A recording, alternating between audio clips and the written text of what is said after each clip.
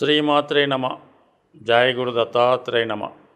ఈ వీడియోలో మనం సెప్టెంబర్ 1వ తారీఖు నుంచి 30వ తారీఖు మధ్యలో జరగబోయే మాస ఫలితాలు మిథున రాశి వారికి ఏ విధంగా ఉండబోతున్నాయి అని పరిశీలించినప్పుడు, ముఖ్యంగా ఈ నెలలో కుజగ్రహ ప్రవేశం మిథున రాశిలో జరిగింది.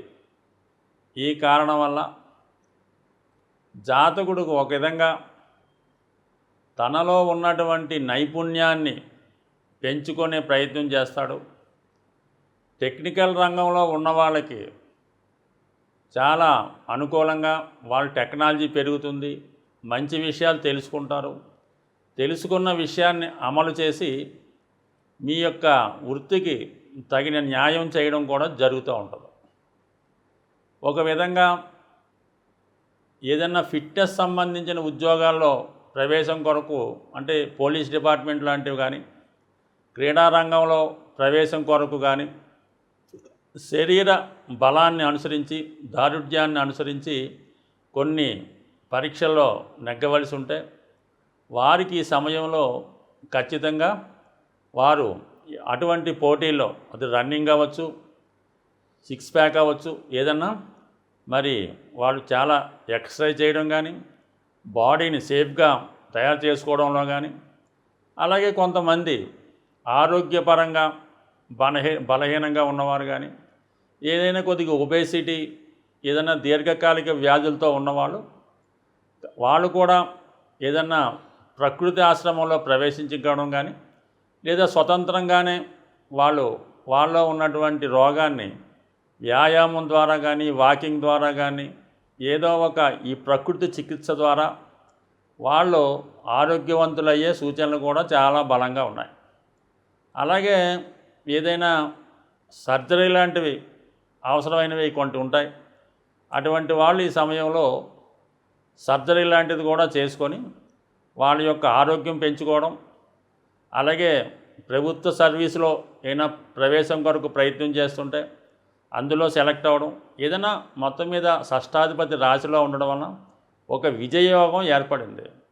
సాధారణంగా ఇటువంటి యోగం ఏర్పడినప్పుడే పూర్వకాలంలో రాజులు ఈ ఇతరుల మీద దండయాత్ర చేసి వాళ్ళ యొక్క రాజ్యాలను, వాళ్ళ యొక్క ఆస్తులను సంపాదిస్తూ ఉంటారు అన్నమాట. అంటే ఎక్కడికి వెళ్ళినా కూడా వీళ్ళకి విజయం లభిస్తుంది. అంటే కుజుడు రాశిలో ఉండడం వల్ల మంచి నైపుణ్యంగా, చాలా ధైర్యంగా, చాలా వేగంగా పోరాడి అనుకున్న లక్ష్యాన్ని చేరుకుంటారు. ఇది ప్రస్తుత సమాజం కూడా వాళ్ళ స్థాయిని బట్టి వృత్తిలో నైపుణ్యాన్ని కానీ, వాళ్ళ యొక్క చేస్తున్నటువంటి వృత్తి వ్యవహారాల్లో, వ్యాపారాల్లో కూడా చాలా నైపుణ్యంగా సాధించే అవకాశం ఉంది.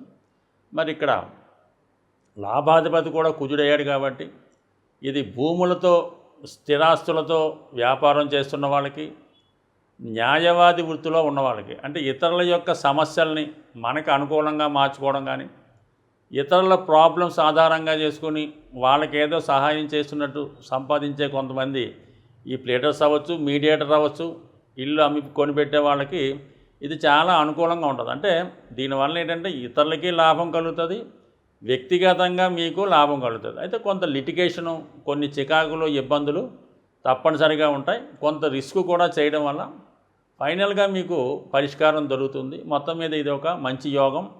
ఇది పాజిటివ్గా ఉపయోగించుకుంటేనే మంచిది. అయితే చాలా సందర్భాల్లో ఏదైనా వాహనాలు వేగంగా నడిపినప్పుడు కానీ, కొన్ని ప్రాంతాల్లో ఈ ఘర్షణ వాతావరణం ఉంటుంది. అంటే ఏదైనా సంప్రదింపులు, పెద్ద మనుషులు మాట్లాడినప్పుడు కొట్లాటగా దిగుతూ ఉంటారు, ఈ కర్రలు కత్తులు పట్టుకెళ్తుంటారు.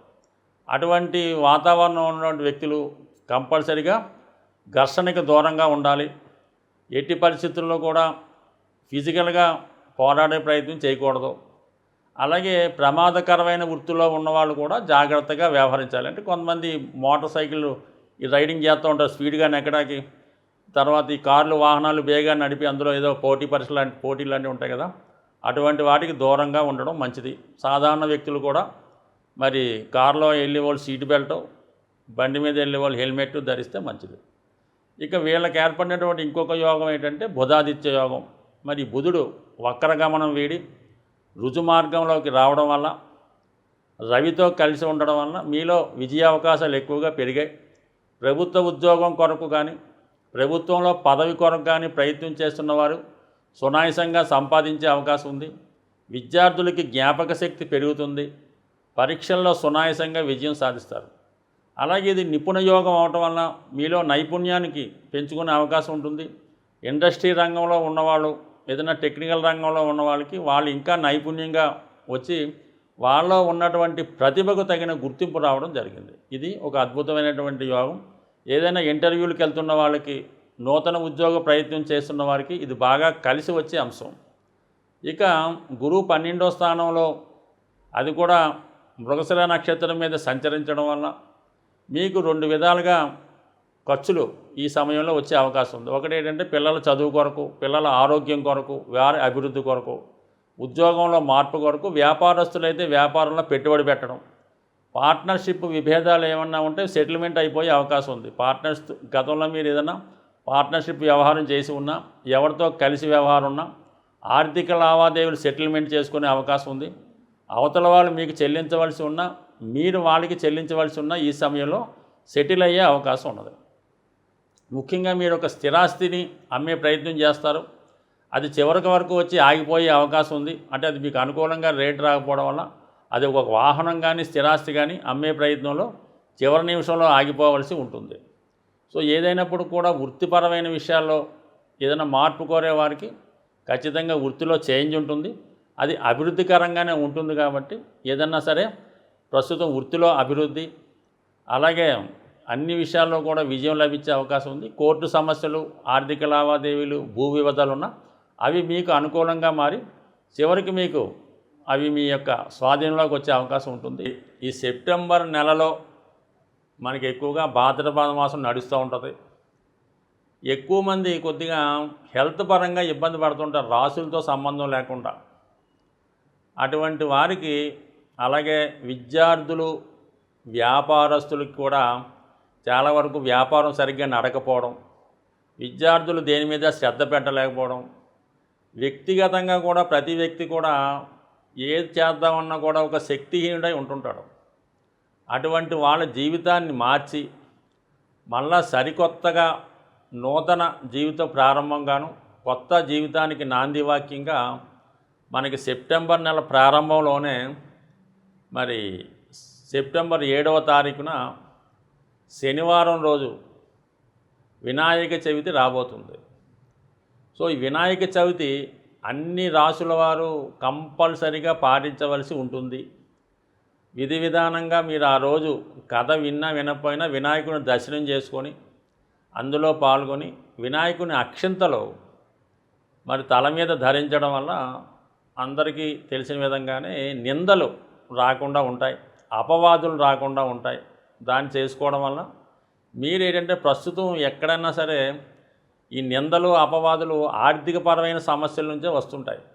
మరి ఈ నెలలో వచ్చే వినాయక చవితి మీరు విధి విధానంగా చేసుకుంటే ఆర్థిక సమస్యల నుంచి బయటపడతారు. ఎటువంటి అపవాదులు, నిందలు రాకుండా ఉంటారు. అంటే శనివారం రోజు రావటం వల్ల శనిగ్రహ అనుగ్రహానికి పాత్రులవుతారు. 7వ తారీఖు రావడం వలన కేతుగ్రహ అనుగ్రహానికి పాత్రులవుతారు. అంటే విఘ్నేశ్వరుడు ఆరాధనతోనే విఘ్నేశ్వరుడు ఆరాధనతోనే కేతువు సంతృప్తి చెందుతూ ఉంటాడు. సో ఏదైనా ఆశ, నిరాశ, కేతువు ఎంతసేపు కూడా తలలేని కేవలం మొండెం. కాబట్టి కేతువు ఎప్పుడూ హృదయంతో ఆలోచిస్తుంటాడు, మంచి మనసును కలిగి ఉంటాడు. ఎవరి జీవితంలో కేతువు డామినేట్ చేస్తాడో వాళ్ళు చక్కని ఆధ్యాత్మికవేత్తలుగా, ఎటువంటి మాయమర్మం లేని వ్యక్తులుగా జీవితంలో బాగా రాణించగలుగుతుంటారు. కేతు ఆశీస్సులు ఉంటేనే ప్రభుత్వ ఉద్యోగం సంపాదించడం కానీ, విద్యలో ప్రతిభ సాధించడం జరుగుతూ ఉంటుంది. అటువంటి కేతుగ్రహ అనుగ్రహం కోసం ప్రతి ఒక్కరూ కూడా ఈ నెలలో వస్తున్నటువంటి వినాయక చవితిని 100% ఆచరించాలి. అవకాశం లేని వారు విఘ్నేశ్వరుడు ఆలయాన్ని దర్శించడం, అక్కడ విధి విధానంగా స్వామిని దర్శించుకొని అక్షంతలు తలపైన వేసుకోవడం. అది కాని పక్షంలో బయట మండపాల్లో విఘ్నేశ్వరుడు ప్రతిష్ఠ జరిగినప్పుడు ఆ సమయంలో పాల్గొనడం, అలాగే విఘ్నేశ్వరుడు నిమజ్జనంలో పాల్గొనడం వల్ల కూడా మీ సర్వ కష్టాలు కూడా మరి నిమజ్జనం అవుతూ ఉంటాయి, అంతే ఆ గంగలో కలిసిపోతుంటాయి. కాబట్టి ఖచ్చితంగా ఓపిక ఉన్నవాళ్ళు ఈ నవరాత్రులు చేసుకోవచ్చు, 3 రోజులు చేసుకోవచ్చు, ఏకరాత్రి చేసుకోవడం వల్ల మరి రాబోయే ఆశ్వీజ మాసం నుంచి 100% మీ విధి విధానం మారుతూ ఉంటుంది. ఏదో కారణం వల్ల చాలామందికి వినాయక చవితి చేసుకునే అవకాశం కూడా రాదు. అటువంటి వాళ్ళు మరి ఆ అవకాశాన్ని కోల్పోయిన వాళ్ళు ఎవరైనా ఉంటే మరి రాబోయే సంకష్ట చతుర్థి రోజు కూడా విధి విధానంగా చేసుకుంటే ఈ దోషం పోయి మళ్ళీ కొత్తగా వాళ్ళ జీవితంలో చికాకులు తొలగే అవకాశం ఉంటుంది. స్వస్తి.